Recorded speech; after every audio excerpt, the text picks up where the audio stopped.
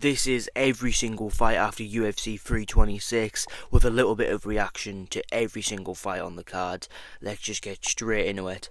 So we're just going to start straight away with the main event. Just fuck the other fights for a second. Charles Oliveira dominates Max Holloway. It was so good to watch. I'm sick to fucking death of seeing Max Holloway fans. They ruin every single fight for me. I like Max Holloway, love his fight style, but his fan base is fucking horrible. So every time he loses, I have to stick it in. So yeah. So where was that knockout power that Max Holloway magically just appeared out of nowhere? Where was that? Yeah, nowhere to be seen. But but seriously, Charles Oliveira with this new grappling that he's just developed in his career. Honestly, I think he beats Arman Tsarukyan in a rematch. I've always said he'd beat Khabib if Khabib was ever to come back or whatever, or fucking in his prime. I've always said Charles Oliveira would march forward with his fucking using his front knee and just smack Khabib on the chin. Khabib would shoot and get guillotined. I've always said that would happen. And even Islam would be a good matchup to watch. But we're never going to see that fight again, so we can stop thinking about that fight. I will stand by it. The UFC 280, Charles Oliveira was the worst version of Charles Oliveira we've ever seen in the octagon. Worst version, and he still give Islam a hard match on the ground. So yeah. But Charles Oliveira, even on the feet, he was battering Max. Like, he was kicking the leg, because Max has like these massive fucking calves. Like, his legs are like sticks, but he's got these massive calf muscles that are just there to be whacked. And I remember watching the Gaethje fight, and I was like, this is your best weapon, and you're not using them. Why not? And when he did start using them, Max slowed down. Even Ilya used them really well. So I think that was part of Oliveira's game plan. Used them really well. And throughout every grappling sequence, I just knew Oliveira would grab his back and at least get close to a choke. And I thought I was about to see Max Holloway get choked out in a round. But, you know what? Fair fucks to Max. Like, he was supposed to get, like, if Oliveira gets you back, it's over pretty much. And he survived 5 rounds, basically. So fair fucks. But, like, at the same time, it was boring because Max, man. It was so boring because of Max. Max made it boring because he couldn't get up. You've been training 25 years and you can't fucking get up. Tut. And if you found this fight boring, go watch kickboxing then. But I can't wait to see people using that one now. Yeah. Yeah, if you didn't like this main event, you clearly are just a casual fan because you just like striking and striking only. Yeah, and fights to make next, we need to see Arman Tsarukyan versus Charles Oliveira 2. Just needs to happen. Make it a 5-rounder, co-main event, some random ass card. Fucking put in the White House card. Oh, the White House card got announced. I need to make a video on that soon as well. That's a different whole new video for itself, the White House card, but that should be added to the White House card, I think. Just before Gane and Pereira at heavyweight. That's such a good fight. Anyways, that fight needs to happen again. Arman Tsarukyan and Charles Oliveira. I think Oliveira would beat Arman Tsarukyan after watching that. But and for Max Holloway, there isn't really many people he can fight. I was thinking Paddy Pimblett, but I think I'd probably go with BSD. I think BSD is probably the better one for him, because Max could definitely be because Patrick Pimblett needs a lower ranked opponent. Like, he doesn't belong in the top 5. So giving him Max Holloway now would just like kill the hype. So I think BSD is probably the better one, and he can, whenever he's ready, can fight a grappler with no defense. That should be his type of matchup. Contest his grappling against him. Yeah, it wasn't a terrible fight. Like, he did reverse a position on Charles and end up on top in the last round. But yeah, he even lost the point down right at the end. He even lost the point down. Like, Oliveira smacked him with a right hand and rocked him, and had the more effect on him than Max's immediate right hand afterwards. So yeah, it was a good fight. It was actually, no, it wasn't a good fight, but like, I don't know, I think I just liked it because Max Holloway lost. So yeah, I think it's time to move on to the co-main event. Reina Derrida versus Caio Borralho. I don't even want to talk about this fight. I didn't choose Derrida. Alright. I kind of had this feeling this was going to come eventually, and it came. Derrida, let's be honest, he isn't even that good. Let's be honest. We overrated him. He beat Bo Nickel. He barely beat Robert Whittaker, and we're acting like and now we're acting like he's just some like next contender. I did say Chimaev would beat him. Would lose to him ages ago. I retract that statement. We have a new hope in the middleweight division from a couple of weeks ago. That is Sean Strickland. Reina Derrida, RDR, he's just not that good. I'm saying it right now. He's a quitter. He's from fucking Netherlands. The Netherlands is full of soy boys. You have 0 fighters, and one of them just keeps quitting every single matchup.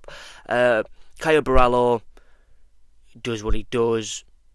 Just does what he does. And who did I choose for each one of them to fight next? 1 second, because your phone just has to go off when you really, really, really, really need it. Caio Borralho versus Anthony Hernandez whenever they're ready, because we know Caio Borralho's only going to fight like once every couple of months. And RDR versus Jared Cannonier. You know what? Jared Cannonier might even fucking beat him at this rate. I was very appalled by that performance. So, yeah. Nothing much to say about that fight. I didn't even watch it. I think I missed the entire round of it because I was just kind of just like, I didn't even want to watch it. My prediction was so wrong, you know. But anyways, we're going to move on to the feature fight, which was Rob Font and Raul Rosas Jr. Another shit fight with some good moments in there now and then. I'm glad I only stayed up for the main event. The main card main event. Woke up at 2 in the UK and watched the rest of the card. This was a shit fight. Had some cool scrambles and moments, but in general, it was a shit fight. For fights to make next, I guess we make Raul Rosas Jr. versus Chito Oliveira whenever that happens. Just make it quick, get out of the way. An easy win to get Raul Rosas Jr. They seem to be pushing him, get him in the top 10, 5. I don't even know where Vera's ranked now, so yeah. Vera's shit, so that's an easy matchup for him. And Rob Font can fight Raoni Barcelos. I think Raoni Barcelos has got a fight. Let's just assume he wins that fight. And let's just get Raoni Barcelos in the division, because top 15, top 5, you know what I mean? Not top 5, top 10. Just get him in the rankings, because he beat Peyton Talbot, and somehow Peyton Talbot is ranked above him, and immediately after like winning some random ass fight against some random, he just gets Henry Cejudo and gets a ranked guy. Yeah. This video is gonna be so shit. I might re-record this. CBA. Now on to the next fight. Drew Dober versus Michael Johnson. Drew Dober's not beating the allegations. There was a different look in his eye when he fights these different melanin in the skin people. There's just a different look in his eyes, you know. he doesn't like him particularly, and he starches Michael Johnson out. I cannot remember what was really happening and going on. Probably one of the worst recaps ever for a fight, because I genuinely just cannot remember. It's like it just vanished from my brain. But I remember the knockout. It was vicious. Obviously, it would be with Drew Dober versus a darker toned human. But Drew Dober versus Jalen Turner should happen next. I think that's a cool fight. I don't think they fought each other before, so that'll be cool. And you can keep that storyline of him fighting, you know, the non-white folk. And Michael Johnson versus Jared Gordon. I don't think Jared Gordon's got a matchup either.